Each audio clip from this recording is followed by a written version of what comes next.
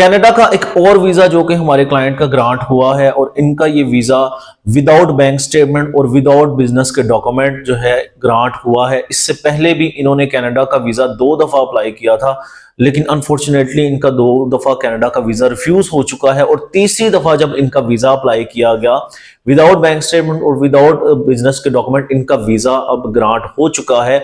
और जो मैंने आपको स्क्रीन पर दिखाया ये वीजा नहीं था बल्कि वीजा अप्रूवल लेटर था। ये लेटर अब ये ड्रॉप बॉक्स में लेकर जाएंगे, अपना पासपोर्ट सबमिट करवाएंगे अपॉइंटमेंट लेने के बाद और फिर इनका स्टिकर पेस्ट कर दिया जाएगा कनाडा का वीजे का। जब तक इनके पासपोर्ट की वैलिडिटी होगी कनाडा का वीजा इनको ग्रांट किया जाएगा और ये मल्टीपल एंट्री होगी, यानी कि ये जितनी दफा मर्जी चाहे कनाडा में एंट्री हासिल कर सकते हैं।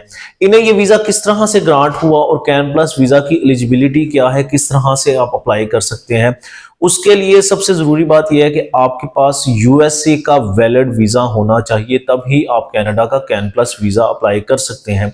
दूसरे नंबर पर गुज़िश्ता 10 सालों में आपने एटलीस्ट एक दफा कनाडा का ट्रैवल किया हो, तब भी आप कनाडा का कैन प्लस वीजा अप्लाई कर सकते हैं। इसमें किसी किस्म के बिजनेस के डॉक्यूमेंट और बैंक स्टेटमेंट की जरूरत नहीं होती। अगर प्रोसेसिंग टाइम की बात की जाए तो जब आप केस ऑनलाइन सबमिट करते हैं तो बायोमेट्रिक के बाद तकरीबन 2 हफ्ते का प्रोसेसिंग टाइम होता है। अगर आप गुज़िश्ता 10 साल में कभी भी आपने कनाडा का वीजा अप्लाई किया हो, आपकी बायोमेट्रिक अभी वैलिड है, तो दूसरी दफा अपॉइंटमेंट आप को लेने की जरूरत नहीं, जस्ट आपका केस सबमिट होगा और बायोमेट्रिक आप नहीं देंगे।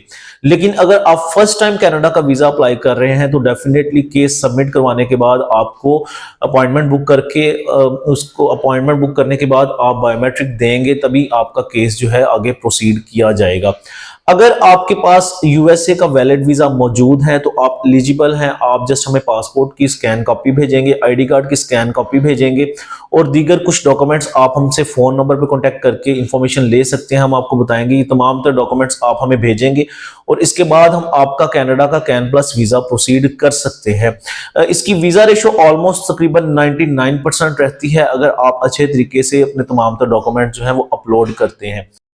अगर टूरिस्ट वीजा की बात की जाए तो कनाडा का टूरिस्ट वीजा पाकिस्तानी पासपोर्ट पर हासिल करना कंपैरेटिवली दीगर कंट्रीज के थोड़ा सा मुश्किल है, क्योंकि इसमें आपके डॉक्यूमेंट प्रॉपर चाहिए होते हैं, बैंक स्टेटमेंट प्रॉपर चाहिए होती है और डेफिनेटली इसकी वीजा रेशो भी कोई खास अच्छी नहीं है अगर आपके फैमिली टाइज और बिजनेस टाइज स्ट्रांग नहीं है। और सेकेंडली आपके पास अगर ट्रैवल हिस्ट्री भी नहीं तो बाज़ इसका वीजा हासिल करना मुश्किल हो जाता है।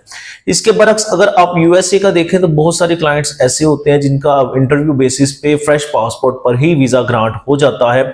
उनके पास ये अपॉर्चुनिटी होती है कि वो इसको अवेल करें और कनाडा का कैन प्लस वीजा आसानी हासिल कर सकें। अगर आप भी यूएसए का वीजा रखते हैं तो आप हमसे कॉन्टेक्ट कर सकते हैं, हम आपको गाइड करेंगे किस तरह से आप कनाडा का कैन प्लस वीजा आसानी पाकिस्तानी पासपोर्ट पर हासिल कर सकते हैं। इन्हीं क्लाइंट की तरह आपको भी गाइड किया जाएगा और होप सो कि आपको कनाडा का कैन प्लस वीजा 2026 में जरूर मिलेगा।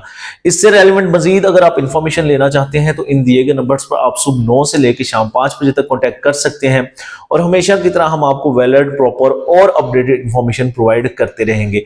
आपसे रिक्वेस्ट है चैनल को सब्सक्राइब करें, बेल आइकन दबाना मत भूलें ताकि तमाम तरह इस तरह के नए आने वाली अपडेट जो है वो टाइमली आप तक पहुंच सके। खुदा हाफिज।